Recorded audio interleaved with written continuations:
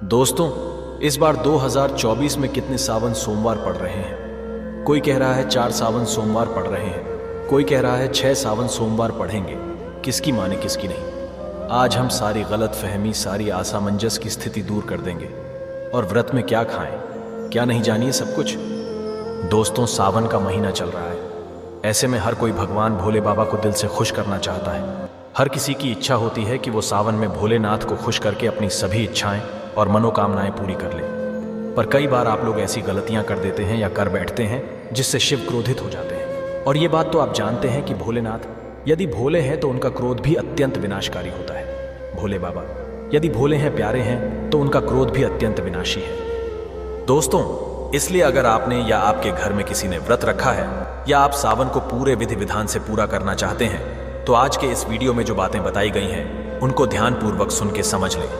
दोस्तों, सावन में कई ऐसे काम होते हैं जिनको करना वर्जित माना गया है। दोस्तों, अगर भोले बाबा की कृपा हो जाए तो काल भी आपका कुछ नहीं कर पाएगा, क्योंकि कालों के भी काल हैं। महाकाल इसलिए अगर आप भी महादेव की कृपा पाना चाहते हैं तो सच्चे दिल से कमेंट बॉक्स में लिखें हर हर महादेव, ओम नमः शिवाय, और कमेंट में अपनी राशि जरूर डाल दीजिएगा।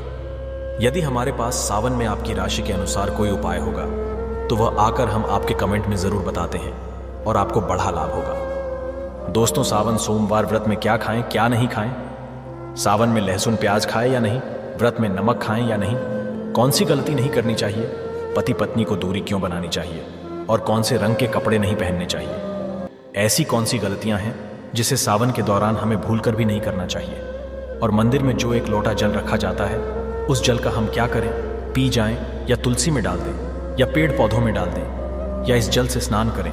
साथ ही सावन के इस पवित्र महीने में कितने सोमवार पड़ रहे हैं और सावन की समाप्ति कब है, आइए जानते हैं सब कुछ इस वीडियो में। दोस्तों, सावन का महीना कोई मामूली महीना नहीं होता है। ये महीना साक्षात एक ऐसे प्रेम की सौगात लेकर आता है जिसका कि भक्तों को बड़ी बेसब्री से इंतजार रहता है। सावन का महीना इतना पवित्र होता है जिसका आप अंदाजा भी नहीं लगा सकते।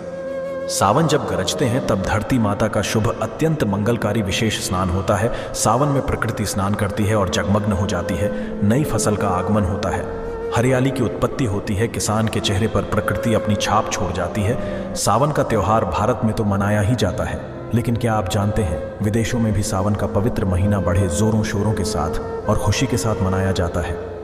नासा वैज्ञानिक मानते हैं सावन में प्रकृति आपस में बातें करती है और वातावरण सुगम हो जाता है। हरियाली की उत्पत्ति होती है और नए नए बीज उगते हैं। इस मौसम में हरियाली साक्षात महादेव का स्वागत करती है और महादेव से बातें करती है।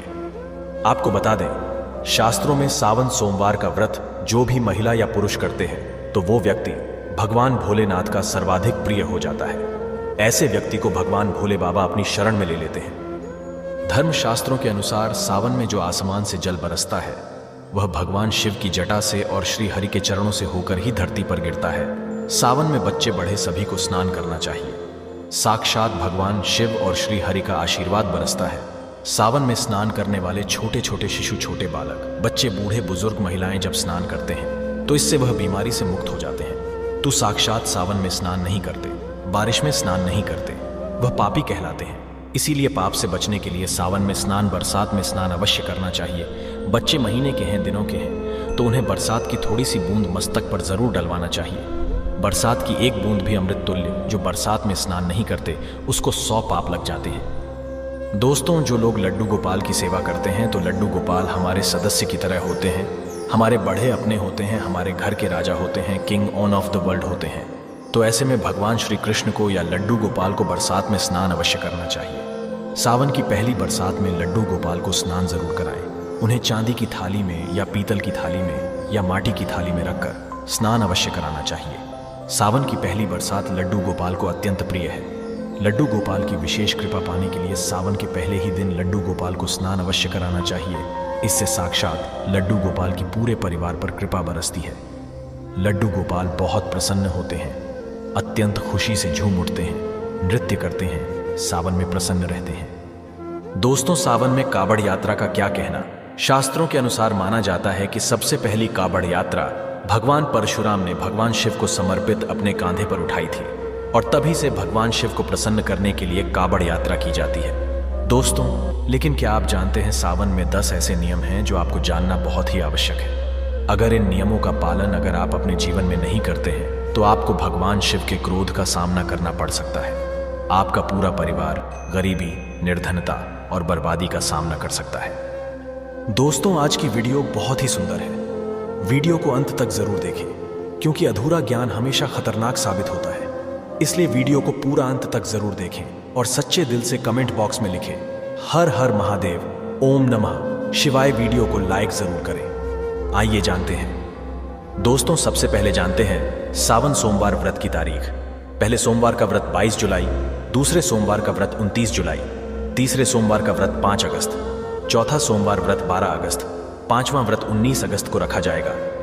ये सावन का पवित्र महीना 22 जुलाई को पड़ा है और इसी दिन सावन का पहला व्रत सावन सोमवार पड़ा है, जो कि बहुत ही शुभ और अत्यंत दुर्लभ मंगलकारी माना जा रहा है। पहले दिन सावन सोमवार का व्रत विशेष है, दुर्लभ है। कई सैकड़ों सालों के बाद जाकर के महासंयोग आ रहा है। इस शुभ दिन पर लाखों करोड़ों श्रद्धालु लोग व्रत अवश्य रखेंगे और व्रत में कई ऐसी चीजें खाएंगे जिससे व्रत की पूर्ति होगी। शिव व्रत सावन सोमवार व्रत पूर्ण माना जाएगा, लेकिन ऐसे में हम जानते हैं व्रत में क्या खाएं और क्या नहीं खाएं। दोस्तों, अगर आपने सावन सोमवार का व्रत रखा है तो आप इस दिन सात्विक भोजन ही करें। ये निर्जला व्रत नहीं होता, इसलिए इस व्रत में सेंधा नमक से बनी चीजें खा सकते हैं। अगर आपने फल खाने पर संकल्प लिया है तो नमक भूलकर भी न खाएं। आप फल वगैरह ही खाएं और कुछ मत खाना। व्रत में बाहर का गन्ने का जूस मत पीना, उसमें नमक पड़ा होता है। बर्तन कोई कितना भी साफ कर ले नमक रह ही जाता है। बाहर का जूस भी मत पीना, उनके बर्तनों में भी नमक पड़ा होता है जो हम घर में देखभाल कर लेंगे। व्रत की वह बाहर नहीं कर पाएंगे और वो नमक आपके मुंह तक जाएगा तो आपका व्रत खंडित हो जाएगा। व्रत में डब्बा बंद जूस नहीं पीना चाहिए, उसमें कई केमिकल पड़े होते हैं जिससे व्रत टूट जाता है। और व्रत में लंबे समय का रखा हुआ भोजन कभी नहीं करना चाहिए, वह दूषित भोजन कहलाता है जिसमें विष होता है। दोस्तों, सावन में कई बार शुक्रवार का दिन पड़ जाता है तो खट्टा भूलकर भी मत खाना, क्योंकि माता संतोषी इस दौरान जागृत अवस्था में हो जाती है, वो रुष्ट हो जाएंगी। इस दिन आप पानी पूरी, इमली की चटनी वगैरह, खट्टे फल वगैरह जाने अनजाने में भी मत खाना, क्योंकि इससे माता संतोषी क्रोधित हो जाएंगी। एक बार माता संतोषी रुष्ट हो गई तो आपको जिंदगी भर कष्ट भोगना पड़ेगा। माता रानी भोली है, पर सावन के महीने में जो भी शुक्रवार के दिन खट्टा खाता है उसे परेशानी और माता के क्रोध का सामना करना ही पड़ता है। सावन में साधारण नमक फलों पर लगाकर या अमरूद के बीच में भरकर भूलकर भी नहीं खाना चाहिए। आप सेंधा नमक फलों पर लगाकर खा सकते हैं। सावन के व्रत में चाय आप पी सकते हैं, लेकिन चाय में नमक मत डालना, इससे हड्डियां गल जाती हैं। सावन के व्रत में दूध नहीं पीना चाहिए, इससे भगवान शिव क्रोधित हो जाते हैं। सावन में हल्दी मिलाकर दूध पीने से भयंकर श्राप लगता है। सावन में बच्चों को दूध पी लेना चाहिए, पर घर में बड़ों को दूध नहीं पीना चाहिए।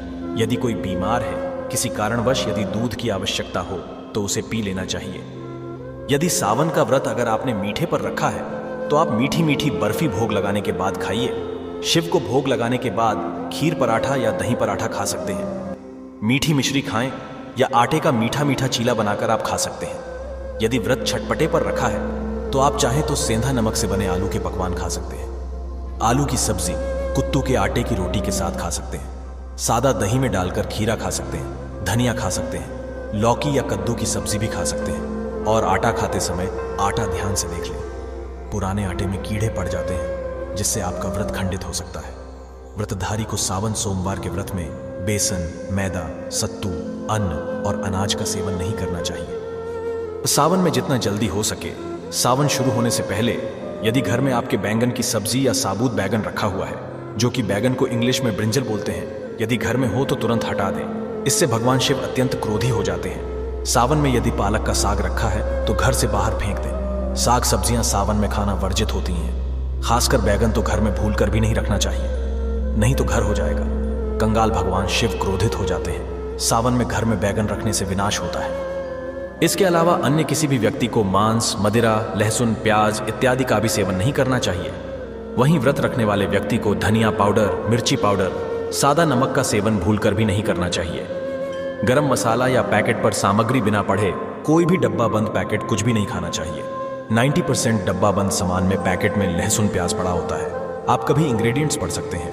लहसुन प्याज सबसे ज्यादा इस्तेमाल होता है डब्बा बंद चीजों में।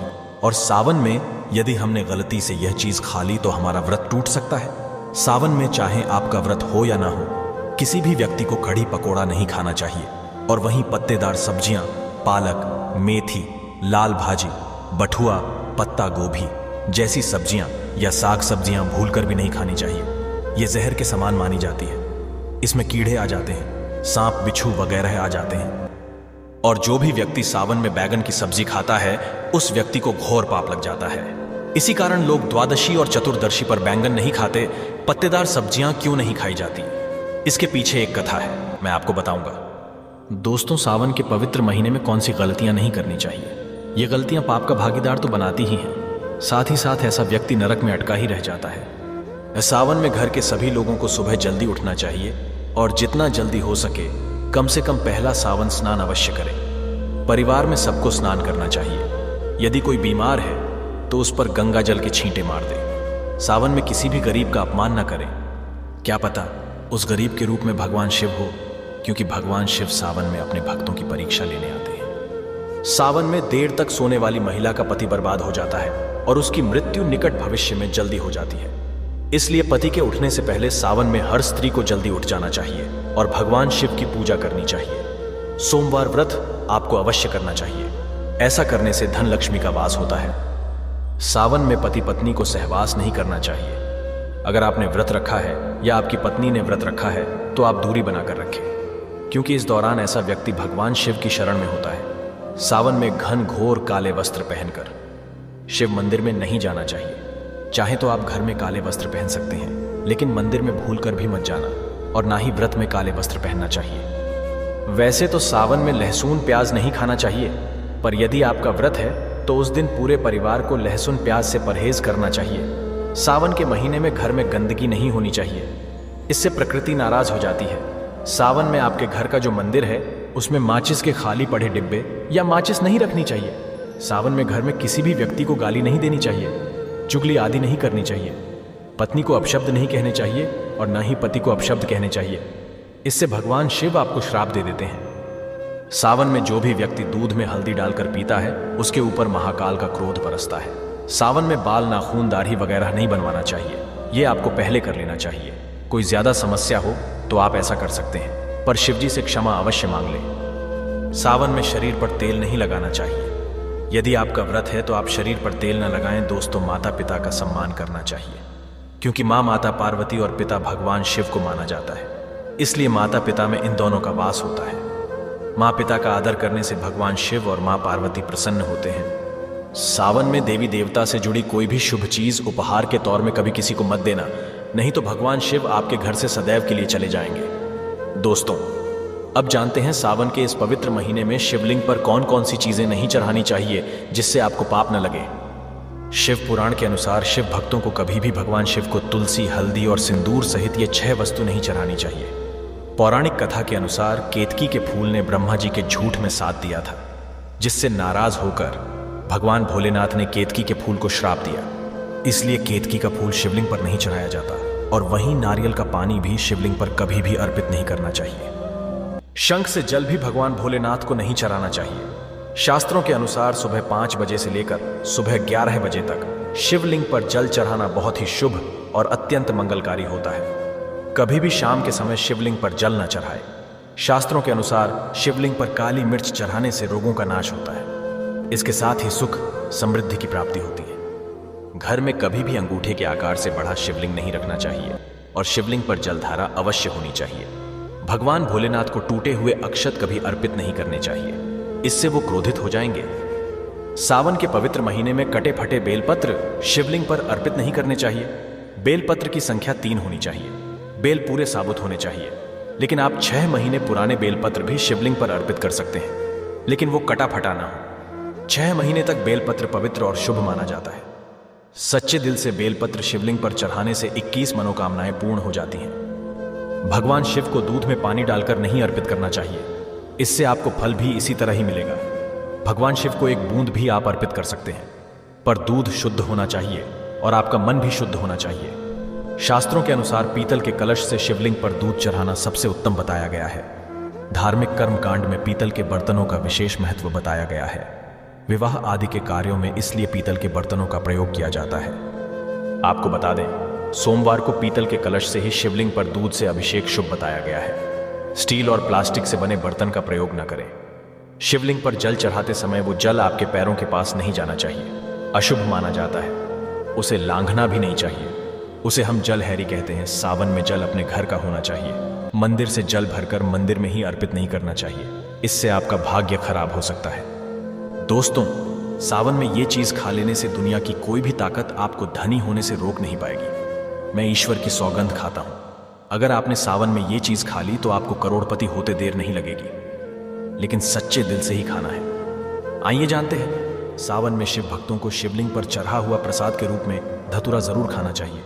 इसे आपको ज्यादा नहीं खाना है, बस अपनी जुबान पर हल्का सा टच करना है। ज्यादा खाएंगे तो आप बीमार पड़ जाएंगे, इसलिए बस टच कर ले। आप देखना, आपके अंदर सकारात्मकता का संचार होगा और आपको धनी होने से कोई नहीं रोक पाएगा। दूसरा है बेलफल। बेलफल प्रसाद के रूप में खाने से माता पार्वती के साथ साथ भगवान शिव की कृपा भी बरसेगी और समस्त 33 कोटि देवी देवता आपको धनवान बनाएंगे। बस ये चीजें आपको खाना है और आप खुद देखना, आपको धनी होने से दुनिया की कोई भी ताकत रोक नहीं पाएगी। दोस्तों, अगर भोले बाबा की कृपा हो जाए तो काल भी आपका कुछ नहीं कर पाएगा, क्योंकि कालों के भी काल हैं। महाकाल। सच्चे दिल से कमेंट बॉक्स में लिखें हर हर महादेव, ओम नमः शिवाय।